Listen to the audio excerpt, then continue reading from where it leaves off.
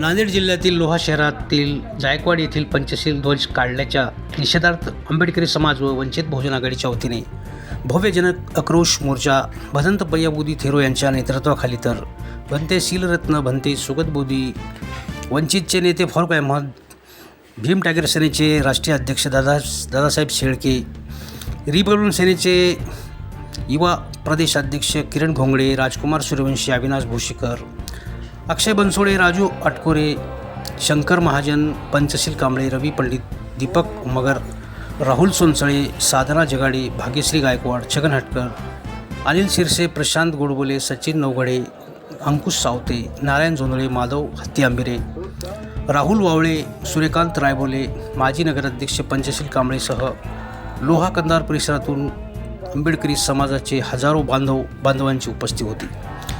यावेळी अनेक मान्यवरांनी प्रशासनाचा निषेध नोंदवत 15 दिवसाच्या आत पंचशील ध्वज स्थापित करावा, अन्यथा यापेक्षाही मोठे आंदोलन उभे करण्याचा इशारा देण्यात आला। या मोर्चात हजारो बौद्ध बांधवांनी या जनआक्रोश मोर्चात सहभाग नोंदवला होता। संपूर्ण लोहा शहर जय भीमच्या नाऱ्याने दुमदुमले होते।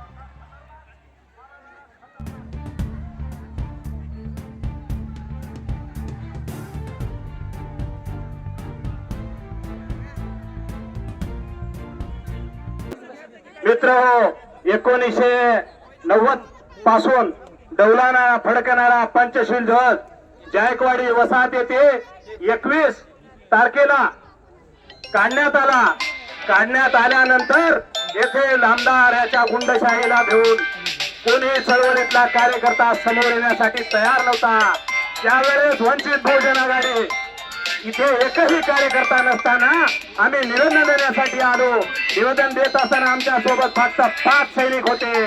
त्या 5 सैनिकांमध्ये पंचशील भाऊ कांबळे, आमचे बुद्धेजी नामदेवजी बुद्धे, स्वप्नाताई खाडे, ज्योतिताई खाडे, उत्तम मामा महाबळे या 5 जणांना घेऊन आम्ही गेल्या 21 तारखेपासून घरावर तुळशी पत्र ठेवून दिवस रात्र या लोहा खंडारच्या प्रत्येक गावागावामध्ये फिरून तुम्हाला आम्ही या पंचशील ध्वजाच्या अवमानाप्रकरणी या म्हणून आम्ही तुम्हाला आवाहन केलो। आमच्या आव्हानाला प्रतिसाद देऊन तुम्ही आलात, त्याबद्दल मी तुमचा तर आभारी आहे व मी खूप ऋणी आहे।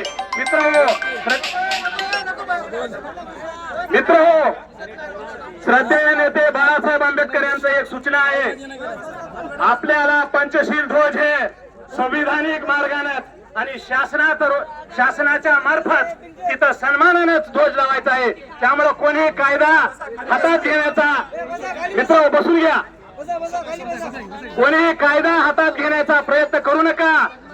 माननीय सुजातदादांचं रात्री बोलणं झालेलं आहे, बंतीजी स्वतः सुजातदादा सोबत चर्चा केलेत। दादांचा निरोप आहे, कोणालाही दुखापत होईल, कोणालाही त्रास होईल असं आपल्याकडून गैरकृत्य करू नका। दादाची आणि श्रद्धेय बाळासाहेब आंबेडकरांची आपल्याला शपथ आहे, आपण ज्या मार्गाने शांततेत आलात त्याच मार्गाने आपल्याला जायचं।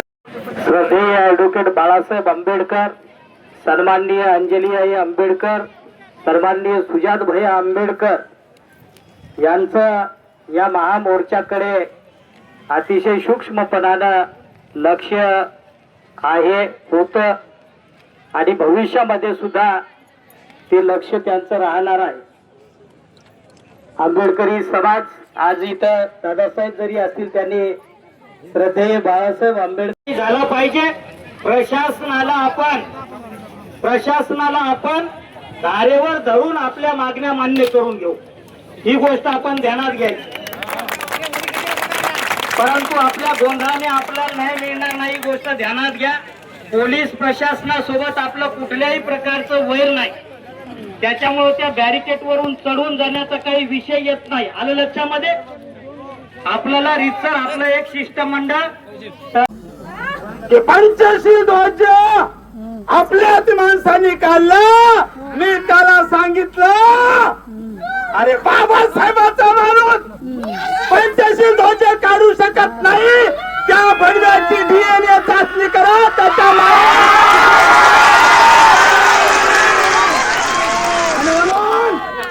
एक लक्षात घ्या, मी परत कायदा सांगतो. मी पोलीसवाल्यांनी माझ्या शब्दाकडे लक्ष द्यावं.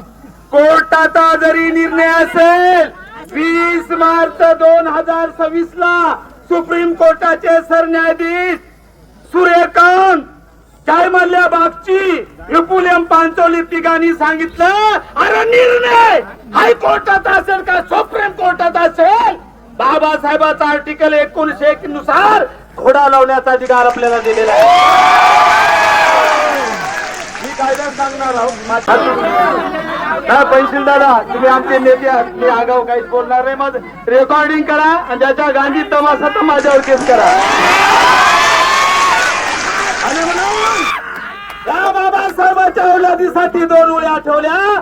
तुम्ही सांगतो हा हायकोर्टाचा निर्णय आहे, त्याच्या पुढचा एक सुप्रीम कोर्टाचं जजमेंट सांगतो. सगळी जागा आपल्याला भेटणार आहे. डेट वाईज सांगतो. लिहून घ्या सुप्रीम कोर्टाचे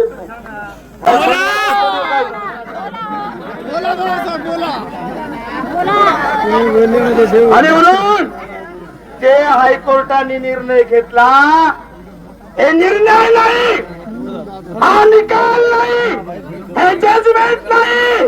त्या घाल्याने सगळी यंत्रणा विकत घेऊन हायकोर्टाची दिशाभूल करून जागेवर टाकलेला दरोडा हे आपण सर्व लक्षात घ्यावं. जजमेंट असं दरोडा म्हणतो मी त्याला. दिनारा नाही संविधानाची साथ आहे.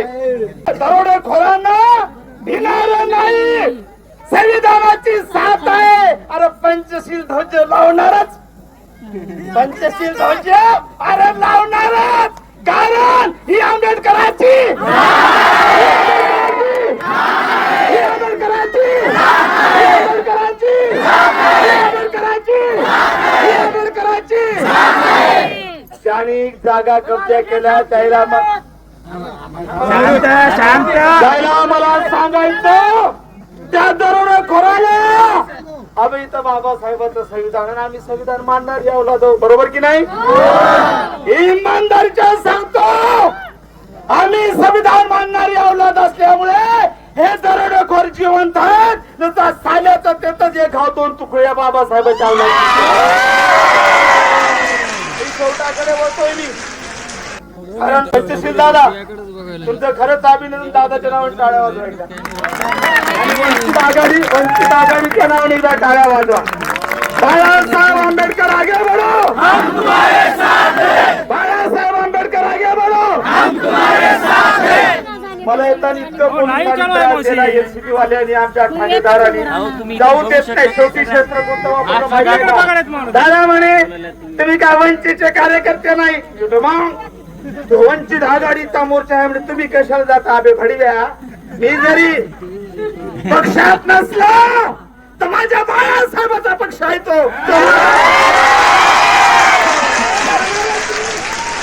गेला तरी जाणार.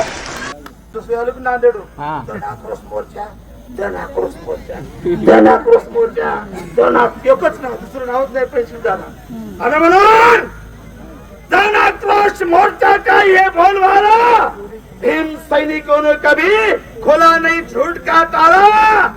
ये भीम सैनिक धम्म ध्वज के वास्ते कटेगा मगर झुकेगा नहीं, झुकेगा नहीं. शेवटी आहे तो आपण आपल्याकडे विद्वान माणसं आहेत बाळासाहेबांसारखे. त्यांना घेऊन हायकोर्ट सुप्रीम कोर्ट लढायचं आणि आता त्यांच्या माईला घोडत नाही तर हत्ती बैल आपल्या सर्व